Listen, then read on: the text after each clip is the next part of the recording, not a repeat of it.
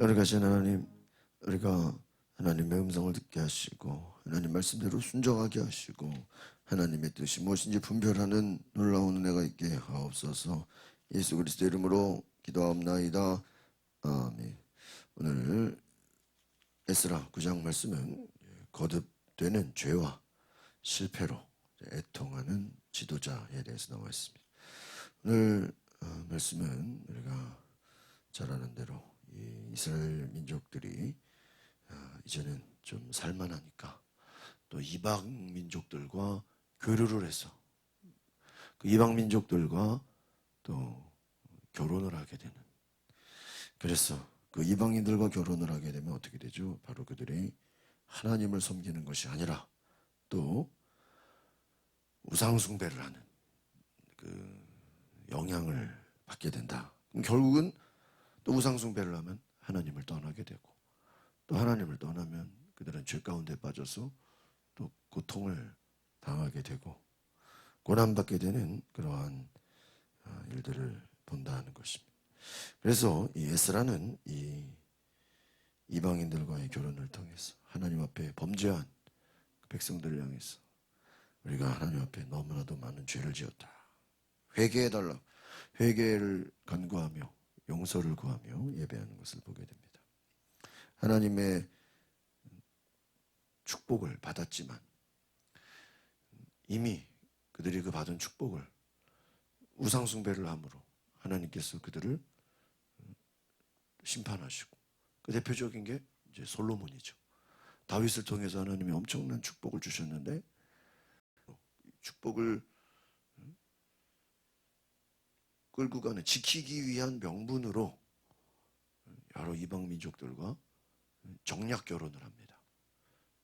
평화를 위해서, 평화를 위해서 정략 결혼을 해요.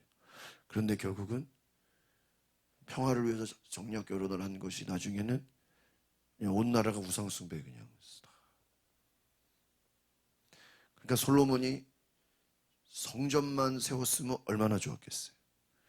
성전만 세운 게 아니라 후대에 여러 산당들을 다 세웠어요. 그러면 솔로몬이 하고 싶어서 한 게 아니라 여러 이방 민족들과 정략 결혼을 하니까 솔로몬이 나이 들고 힘이 없어지니까 이방 여인들이 우리가 섬기는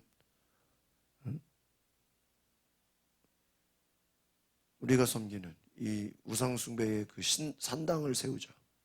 그러니까는 솔로몬의 후대는 시작은 성전 건축으로 시작했는데 솔로몬의 말년은 우상 숭배 산당 건축으로 끝난 거예요.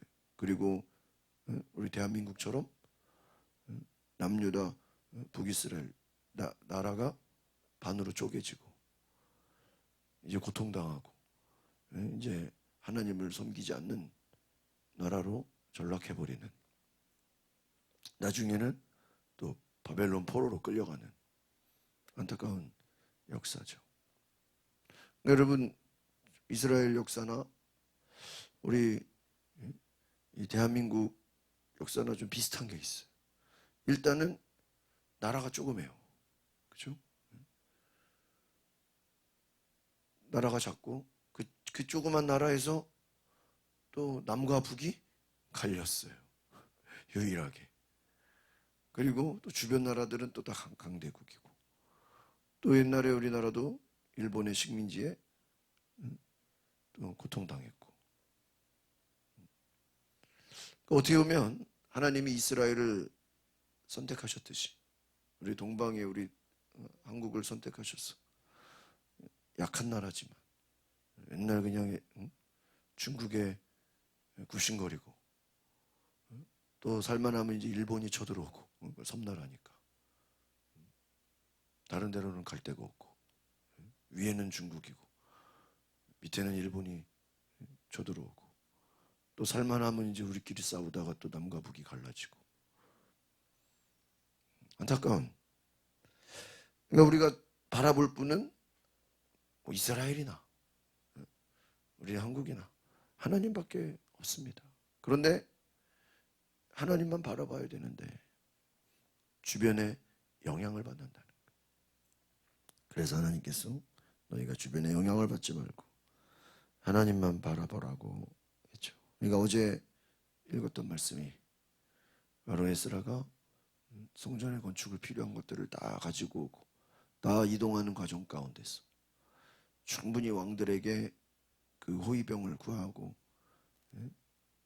인간적으로 부탁할 수 있지만 그것을 하지 않고 오히려 금식하고 결단해서 하나님이 우리를 도우셨다라고 하자고 결단을 하지 않습니까? 그러니까 여러분, 하나님의 도움을 구한다는 것은 우리가 어떻게 보면은 사람을 의지하거나 환경을 의지하는 것이 아니라 살아계신 하나님만을 바라본다는 거예요. 오늘 우리 말씀을 같이 보겠습니다. 1절 같이 볼까요? 1절 시작. 이런 일을 마치고 나자 관리들이 내게 와서 말했습니다. 이스라엘 백성들, 제사장과 레위 사람들이 이 땅 민족들과 서로 구별하지 않고 그들의 가정스러운 관습들, 가나안 사람들, 헷 사람들, 빗 사람들, 야후 사람들, 암몬 사람들, 모압 사람들, 이브 사람들, 아모리 사람들의 관습들을 따르고 있다. 여러분 이 뭐 가나안, 헷 사람 이거 벌써 이게 이미 앞에서 다 한번 다뤘던 가나안에 입성할 때 여호수아가 데리고 가서 그 주변 사람들이잖아요. 자기를 스스로 구별하지 않고 그들의 가증스러운 간습들. 이스라엘 백성들이 이제 자유를 얻었어요. 자유를 얻었어. 또 하나님이 복을 주셨어요. 성전을 건축하게 했어요. 재건했어요. 또 이제는 하나님 말씀과 하나님 뜻대로 살라고 이제는 허락을 받았어요. 그런데 뭐라고 되어 있어요? 스스로 구별하지 않았다. 여러분 성도라는 뜻이 뭐예요? 구별됐다는 거예요. 그러니까 우리가 뭐 성도하면 이게 무슨 교회만 다니면 성도인 줄 아는데 성도라는 말이 무서운 말이에요. 우리가 하나님의 사람으로 뭐가 되는 거예요? 구별됐다. 그러니까 성도님 그런 뭐예요? 당신은 무슨 자예요? 구별된 자라는 거예요. 세상과는 다른 정말 하나님의 백성으로 구별되었다. 근데 이게 굉장히 여러분 이 성도라는 말이 무서운 말이에요. 여러분 크리스찬이라는 말이 뭐예요? 예수님은 나의 주인이다라는 이미 그 뜻이에요. 나는 기독교인입니다. 나는 그리스도인입니다라는 게 뭐예요? 내 인생의 주인은 예수 그리스도입니다. 우리는 그냥 그리스도인 하면 그냥 교회 다니는 사람. 교회 다니는 건요 그냥 신자예요, 신자. 그냥 교인이요, 교인. 여러분 교인하고 성도랑 기독교인하고 크리스찬하고 다른 거예요. 오늘 우리가 스스로 구별되지 않으면 어떻게 됩니까? 그러니까 구별됐다는 게 내가 누구인지. 여러분 우리 기독교 신앙은요 정체성이에요. 정체성. 물론 율법을 지키고 뭐 십계명을 지키고 뭐 하나님 말씀을 순종해야 되지만 그 말씀을 지키고 안 지키고의 우선이 아니에요. 정체성이죠. 네가 누구냐? 네가 누구냐? 그래서 하나님의 사람이다. 하나님의 사람이다. 정체성. 하나님이 택하신 자다. 하나님의 구별된 사람, 하나님의 사람이다라는 그 소속감, 이 정체성을 가지셔야 돼요. 2절, 3절 보겠습니다. 시작. 이스라엘 백성들은 이 땅 사람들을 땅을 내려와 아내와 며느리로 삼고 거룩한 씨로 이방 민족과 섞고 있습니다. 사실 지도자들과 관리들이 앞장서서 이런 죄악을 저지르고 있습니다. 나는 이 말을 듣고 나서 내 속옷과 겉옷을 찢고 머리털과 수염을 잡아 뜯고는 기가 막혀 앉아있습니다. 여러분 이스라엘 백성들이 이방 사람들의 딸을 데려와 그냥 뭐 아내와 며느리로 삼고 이방 민족과 지금 모든 게 지금 다 같이 혼합되는 거예요.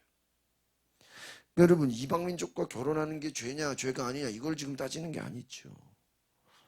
왜요? 그들이 믿고 있는 신앙이 문제인 거예요. 그들이 믿고 있는 그런 종교, 우상숭배가 문제인 거예요. 4절 같이 보겠습니다. 시작. 포로로 잡혀갔다 돌아온 사람들이 이런 죄 때문에 이스라엘 하나님 말씀을 두려워하는 모든 사람이 이게 말씀. 나는 저녁 제사 때까지 망연자실하게 앉아 있었어. 근데 오늘 3절, 2절에 보니까 위에 뭐라고 되어 있습니까? 이방민족과 섞여 있는데 지도자들과 관리들이 앞장서서 뭐예요? 이런 죄악을 저지르고 있다. 그 지도자들과 솔로몬이 왕이 정략 결혼을 하는데 똑같은 거죠. 지도자들과 관리들이 지금 이제 화가 날 수. 에스라가 지금 막 속이 터지는 거예요. 어떻게 지도자들과 관리들이 이것을 막아줘야 되는 게 아니라 앞장서서 어떻게 해요? 이방 민족들과 결혼을 하고.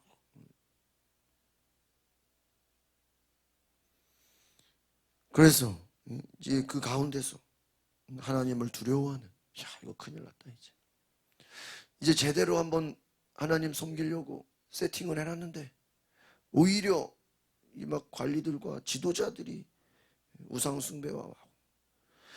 여러분 그래서요 참 이게 우리가 이 성경이 먼저는 이 성경 말씀은 믿는 자들을 향한 하나님의 말씀인 줄 믿습니다. 무슨 말이냐면 여러분 하나님의 뜻은 불신자들이 하나님을 믿고 돌아오는 것도 있지만 그러나 더 중요한 건요 하나님의 백성들이 하나님 말씀대로 그 뜻에 순종해서 사는 거예요. 그러니까 예를 들면 우리가 하나님의 뜻에 내가 누군지 순종하며 살아야 되는데 전도한다는 이유로 그들과 친해지다가 오히려 뭐가 돼버려요? 영향을 받아버려요. 그럼 그 하나님이 오히려 그거는 참 한심하게 보신다 이거예요. 불신자 전도하러 갔다가 그들과 교류하고 그들과 교제하다가 오히려 이게 신앙을 잃어버리면 큰일 난다는 거예요. 그러니까 여러분 이 환경이라는 게 하나님이 왜 이것을 막습니까? 인간은 연약한 존재라는 거예요. 인간은 연약한 존재. 그래서 조윤기 목사님이 늘 설교하실 때 제가 옛날 그 설교를 들어보면 인간은 스폰지와 같다. 스폰지. 뭐죠? 영향을 받는 존재다. 부정적인 사람들과 있으면 부정적인 영향을 받고 긍정적인 사람, 믿음의 사람들이 있으면 그들에게 뭐를 받아요? 영향을 받는다. 어느 환경에 있느냐에 따라서 영향을 받는다는 거예요.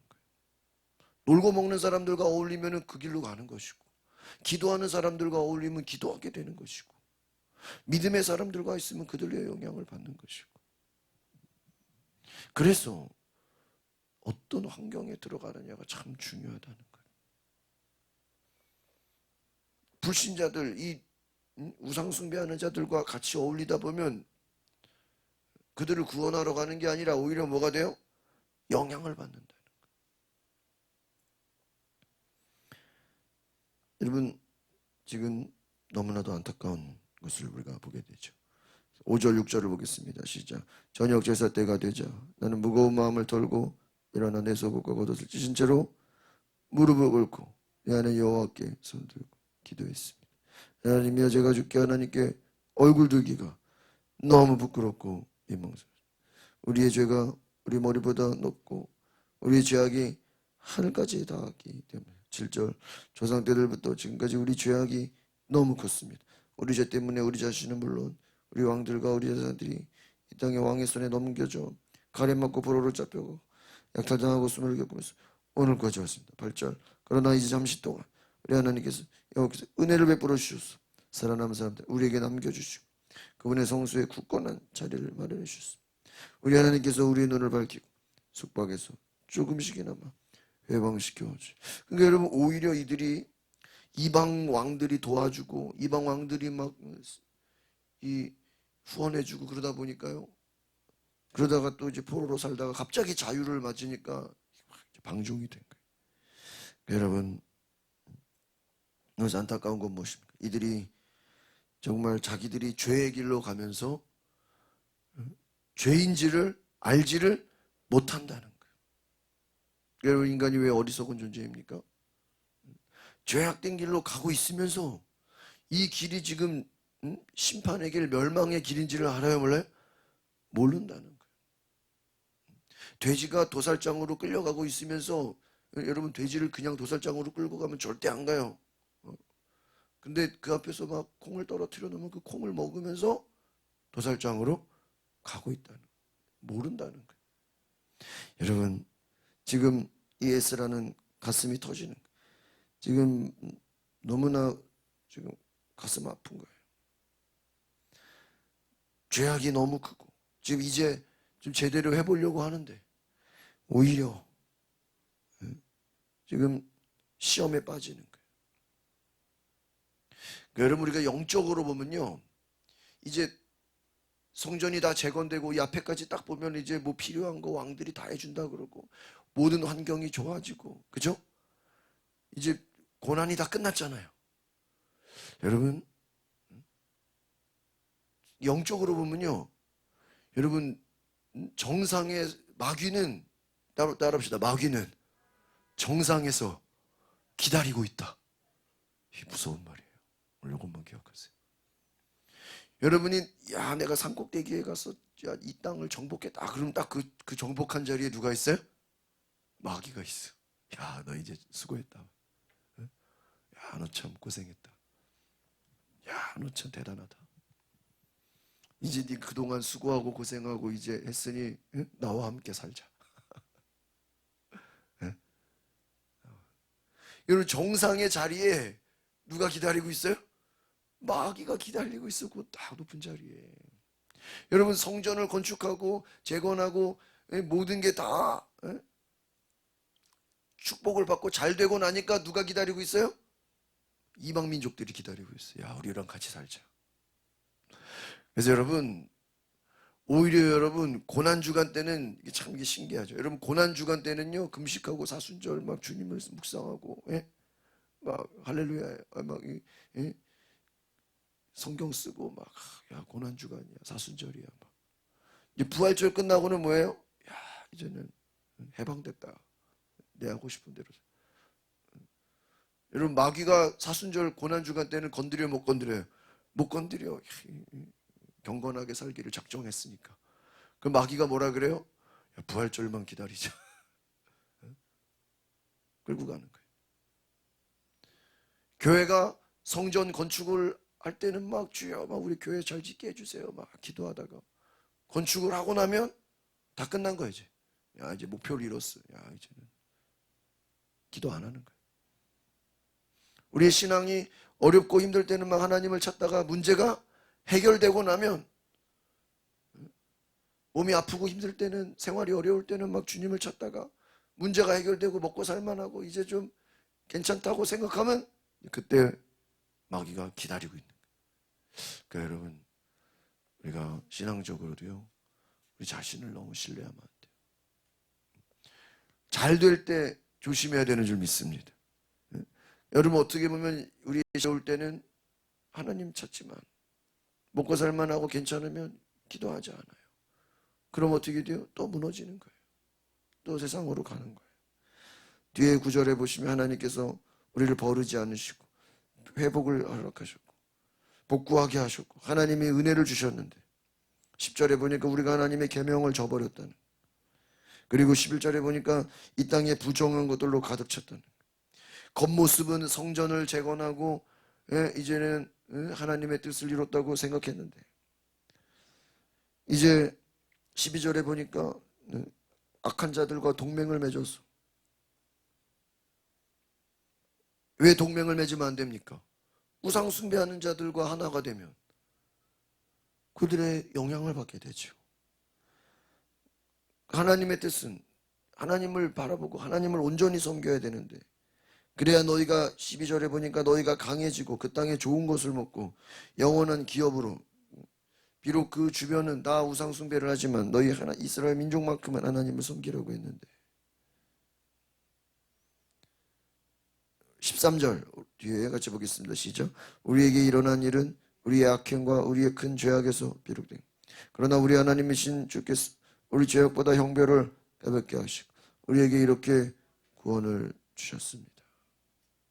우리의 악행과 우리의 큰 죄악에서 비롯됐다.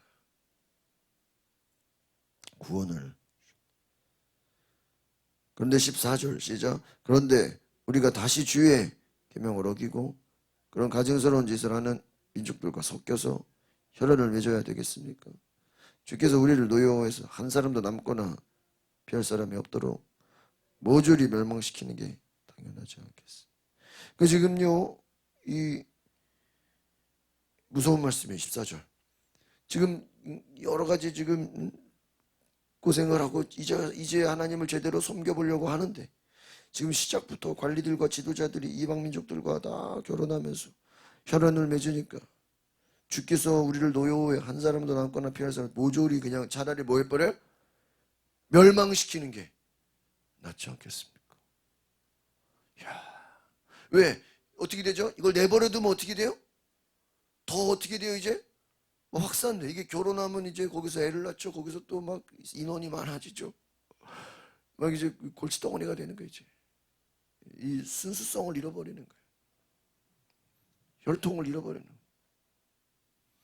그 경주하는 말 있잖아요. 경주하는 그 막 달리기 하는 그 경주하는 말들이 가격이 천차만별이에요. 그럼 걔네들이 왜 비싸고 싸냐? 걔가 그 말들이 잘 달리냐 못 달리냐 그걸로 가격이 결정이 안 되고요. 말이 있잖아요. 이 말이 혈통이 어디냐? 이 말의 부모가 이게 1등 했냐 우승했냐 안 했냐 그 혈통으로 이 가격이 결정이 돼요. 그러니까 예? 그 말의 가격은 부모가 누구냐에 따라서 결정이 되는 거예요. 그 순종이냐 잡종이냐 그 부모가 예전에 경주마에서 1등 했었냐. 그러니까 예를 들면은 금메달 딴 사람들끼리 결혼했으면 그 자식은 완전히 최고 상품이 되는 거예요. 여러분 하나님이 이제 에스라를 통해서 겨우 회복시켰는데 이제 에스라가 뭐 하나님 이거 싹 쓸어버리는 게 낫지 않습니까? 마지막 15절에 보겠습니다. 시작. 이스라엘 하나님 여호와여 주는 의로우십니다. 우리가 오늘과 같이 살아남게 되었기 때문에 보십시오. 우리 여기가 주 앞에 우리의 죄악 가운데 있습니다. 그것 때문에 우리 가운데 하나라도 주 앞에 설 수. 그러니까 지금요 에스라는 가슴이 터지는 거예요. 하나님 그냥 이거 차라리 다 그냥 죽이시는 게 낫지 않습니까? 이거를 보고 있자니 하나님 속 터지지 않습니까? 다 그냥 싹 없애버리고 새로 시작하는 게 낫지 않습니까? 오히려 여러분 하나님 마음에 안 들면요 그 모세 때 그랬잖아요. 그냥 다 싹 죽이고 새로 시작하자. 새로 그냥. 여러분 그만큼 하나님은 이렇게 혼합되고 이렇게 무너지는 것을 가슴 아파하신다. 또 에스라는 지금 주변에서는 이런 사람이 없어요. 에스라 혼자서 지금 통곡하는 거예요. 현실을 보면서. 여러분 우리 에스라의 마음이 우리의 마음이 되기를 바랍니다. 여러분 지금 너무 상황이 비슷하지 않아요? 코로나 때는 오히려 모임도 없고 저도요 어제 그 지방 연합성회가 시작했어. 웨슬리 성회가 3년 동안 안 했는데 이제 5월 22일부터 우리 그날 어디 갈라 그랬는데 22일부터 24일까지 3일 동안 3년 만에 이제 연합 집회가 부활됐어요. 여러분 코로나가 있을 때는 오히려 거리 두기 하고 갈 데도 없고 약속도 없고 힘들었죠. 어디 뭐 성경이나 읽자, 기도나 하자, 교회 나가자. 이제는 코로나가 이제는 법적으로는 끝났잖아요, 완전히 이제. 그러면 이제부터는 뭐 놀자판으로 가는 거예요. 야 이제 그동안 못 만났던 친구들도 만나고, 야 이제부터는 그러다 보면요 우리 신앙이다. 오히려 코로나 때 경건한 사람들은 이게 더 경건한 생활을 했거든요. 근데 이제 코로나가 끝나니까 이제는 다 모든 게 혼합돼 버리는 그런 일들이 될 수 있다는 경고의 말씀이 아닌가 우리가 생각을 해보면서 하나님 앞에 정말 우리가 믿음이 뭐예요? 경건함을 지키는 하나님 앞에 정체성, 내가 누구인지 그 믿음을 잘 지키시기를 바랍니다. 기도하겠습니다. 거룩하신 주님, 어렵고 힘들 때는, 고난이 올 때는 하나님을 찾지만 오히려 고난이 끝났을 때, 모든 것을 다 이뤘을 때, 이제는 안정됐다고 생각했을 때, 이제는 모든 것이 평안하다고 생각할 때, 악한 것들에 넘어가고 이제는 살만하다고 하면 오히려 하나님을 저버리고 우상 숭배하는 이스라엘 민족들을 바라보며 오늘날 우리의 삶이 힘들 때는 하나님을 찾지만 힘들지 않을 때는, 문제가 해결됐을 때는 하나님을 저버리고 환경에 주변에 끌려가는 인생이 되어야 한다면 하나님 우리를 다시 깨우쳐 주셔서 하나님을 온전히 섬기는 성도의 삶이 하나님의 구별된 삶으로 살아갈 수 있는 하나님의 백성 되게 하여 주시옵소서. 예수 그리스도의 이름으로 기도합나이다. 아멘. 오늘 우리가 이 시간에 기도할